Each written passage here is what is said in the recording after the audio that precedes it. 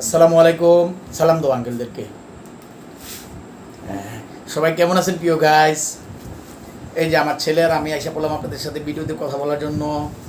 সবাই আঙ্কেলদের বলো কেমন আছেন? কেমন আছেন? কেমন আছেন? আপনারা সবাই ভালো আছেন? হ্যাঁ, আমরা ইনশাল্লাহ আপনাদের দোয়া ভালো আছি। সবাই দোয়া করবেন আমাদের জন্য। আর আমাদের ভিডিওগুলো যদি ভালো লাগে একটু লাইক কমেন্ট করবেন, যেন আমি আমার ছেলে আপনাদেরকে ভালো ভিডিও দিতে পারি।